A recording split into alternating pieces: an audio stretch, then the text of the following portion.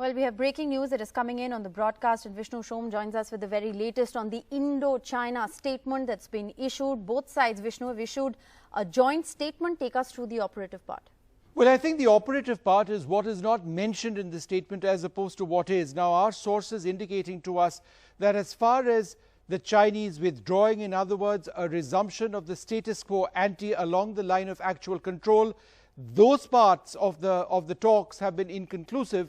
In other words, there's been no agreement on the basis of which the Chinese will go back to their positions pre-May. Remember, it was in May that the Chinese came in all areas, several areas in Ladakh, the Depsang Plains in the north, Galwan where the clashes took place, in hot springs in Gogra and the north bank of the Pangong Lake. They were making moves in the south bank of the Pangong Lake as well.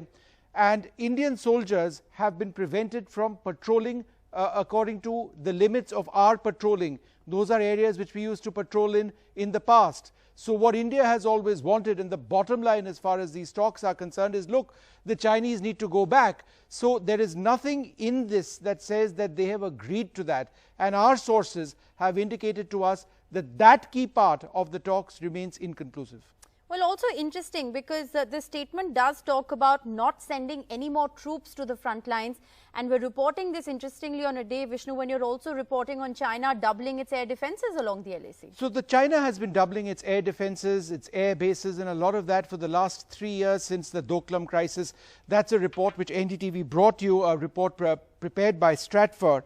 But what is important in these statements, and let's just go through what the statements do say, that both sides have agreed to implement consensus reached by both leaders, strengthen communication on the ground, avoid misunderstandings, misjudgments, stop sending more troops to the front line, and refrain from unilaterally changing the situation on the ground. Now, that's all very well and that's welcome. We don't want any more tension. We don't want misunderstandings. We don't want a lack of communication, and we want peace. However, the key point over here, which is mentioned, refrain from unilaterally changing the situation on the ground.